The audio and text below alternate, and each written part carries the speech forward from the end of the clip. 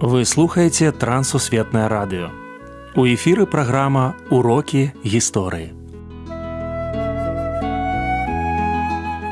Запрашаем у падарожжа падзей, асоб і фактаў. Вучыцеся разам з намі.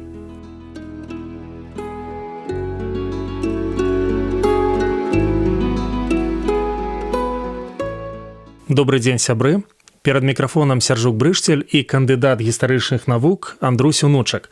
Сёння мы пагаворым пра газету «Светач Хрыстовыя навукі». Прывітанне, Андрусь. Прывітанне, Сяржук. Прывітанне, шаноўныя слухачы. Беларускі пратэстанцкі друк у міжваенны час. Калі казаць пра беларускі пратэстанцкі друк, а гэта пытанне вельмі такое важнае і вялікае пытанне, то мы павінны сказаць пра вялікае евангельскае прабуджэнне, якое было ў 20-30-е гады ў заходняй Беларусі. У той час адбывалася нешта незвычайнае для нашай краіны, для нашага грамадства, чаго не было ўжо 16 стагоддзя. Мноства людзей зацікавілася Словам Божым, зацікавілася Евангеллем, і евангельскія цэрквы пачалі вельмі хутка расці. Пры тым, што трэба сказаць, што пасля Першай сусветнай вайны, калі была вялікая хваля бежанства, проста людзей вывозілі, здымалі з наседжаных месцаў, то у Беларусі было вельмі мала святароў. І таму прапаведнікамі станавіліся людзі, якія ці вярталіся з эміграцыі, ці вось зусім нядаўна пакаяліся тут у сваіх вёсках. Не так было шмат служыцеляў, падрыхтаваных святароў, не так было іх многа ў нашым грамадстве. І таму друк займаў вельмі важнае месца. Беларусь, заходняя Беларусь, гэта беларускамоўны вялікі абшар, і таму ўзнікаюць беларускамоўныя друкі ўжо з 20-х гадоў. Вось, напрыклад, такая газета «Дух і праўда», якую выдаваў Галляш Леўчык у 1927 годзе. Гэта была такая газета, якая служыла дадаткам да польскай газеты «Пілігрым польскі», польскай пратэстанцкай газеты метадысцкай. Таксама была газета «Новы шлях». Мы можам сказаць, што была беларуская абалонка у газеце «Маяк», якую выдаваў Лукаш Дзекуць-Малей, якую пісаў Лукаш Дзекуць-Малей. І ў гэтым жа шэрагу стаіць і «Светач Хрыстовыя навукі», які выходзіў з 1935 па 1939 гады. Андрусь, месца «Светача Хрыстовай навукі» сярод евангельскіх выданняў. Трэба сказаць, што гэта, магчыма, самая такая буйная і самая доўгатэрміновая газета. То бок яна выходзіла 4 гады. Я кажу пра беларускамоўнае менавіта газета. Я зразумеў. І ў гэтым сэнсе яе месца мае такую выключнае. Там была вельмі добрая хрысціянская паэзія, там былі публіцыстыка, там былі цудоўныя ўзоры гісторыі евангельскага руху. Напрыклад, там публікаваўся Антон Луцкевіч, публікаваў артыкул «Беларускія рэфарматары». Не толькі людзі царкоўныя там лічылі за гонар апублікаваць свае артыкулы. Гэта паказвае высокі ўзровень. Хто быў ініцыятарам і хто быў рэдактарам выдання? Яна належыць да ініцыятывы 2 чалавек. Гэта пастар Ян Петроўскі, які быў у Дзярэчыне, нёс служэнне, і паэт, і таксама евангельскі вернік метадысцкай царквы са Слоніма Галляш Леўчык. Яны запрасілі ў свой калектыў таксама выдатнага евангельскага паэта Владзіслава Берніковіча, які стварыў таксама вельмі добрыя ўзоры хрысціянскай паэзіі, якія публікаваліся ў «Светачы Хрыстовыя навукі». І таксама вось гэтыя 2 чалавекі яны праводзілі працу сярод беларускай інтэлігенцыі. І Галляш Леўчык, і Ян Петроўскі, яны імкнуліся быць блізкія да беларускай адукацыі, ствараць беларускія школы. Яны асабіста мелі знаёмства з многімі беларускімі літаратарамі, музыкамі, мастакамі. Праз метадысцкую царкву, канешне, яны мелі дачыненне да выдання беларускай бібліі ў перакладзе Дзекуць-Малея Луцкевіча. Андрусь, давайте намалюем партрэт патэнцыяльнага чытача газет. Важнае пытанне вы задаеце, і разам з тым яно непростае. Чаму? Таму што на сённяшні момант мы ведаем, што гэта газета распаўсюджвалася як праз продаж, так і па падпісцы. У асноўным выпісвалі яе прадстаўнікі інтэлігентных прафесіяў. Гэта былі настаўнікі, у асноўным сельскія настаўнікі.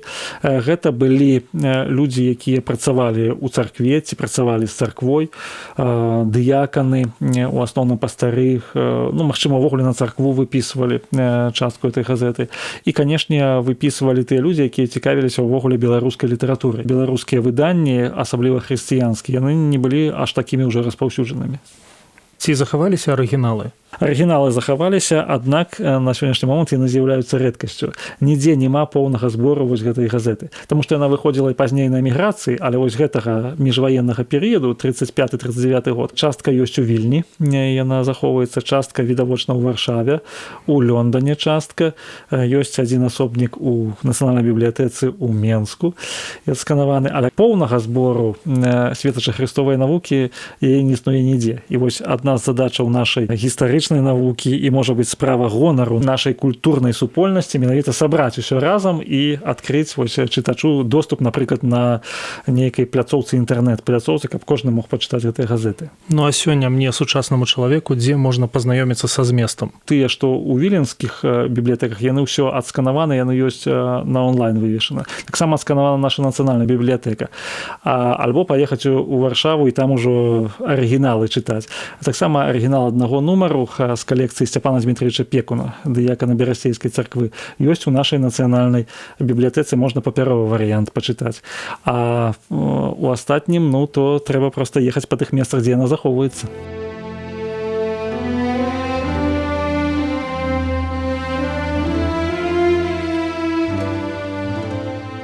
Хрысціянства прыйшло на нашы тэрыторыі і змяніла іх аблічча. Яно паўплывала на людзей, лад іхняга жыцця і законы краіны. На падставе біблійных тэкстаў дзяцей вучылі грамаце. Дзякуючы полацкаму першадрукару Францыску Скарыне, Біблія выкарыстоўвалася ў якасці беларускага буквара.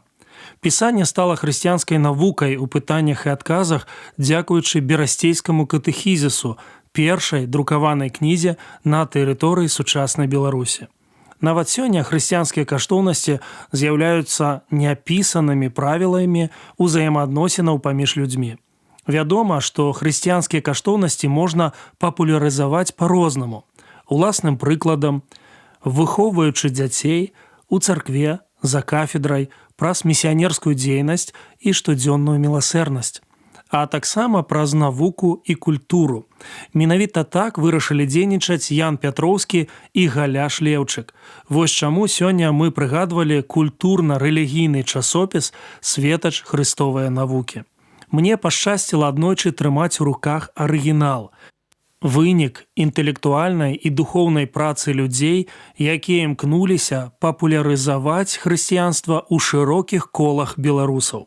Яно сапраўды закранае культуру, навуку, тэрыторыі і сэрца чалавека. Мне на ўспамін прыйшоў верш з кнігі прыповесцяў. Адзін з яе аўтараў – мудры цар Саламон. Вось што там напісана. «Прыказанне – светач, і закон – святло, а настаўленне – шлях жыцця». Пра што гэта мы? Пра тое, што сярод розных навукаў, якія мы з вамі вывучаем, нельга забываць хрыстовую навуку. Яна можа стаць у пэўны час не толькі рэальнасцю, але і сапраўдным светачам.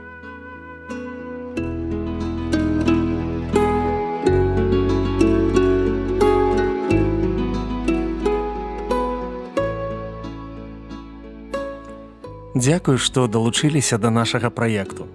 Калі ў вас ёсць пытанні, пішыце, калі ласка, на адрас Трансусветнае радыё, урокі гісторыі. Паштовая скрынка 45, індекс 224020, горад Брэст 20, Беларусь.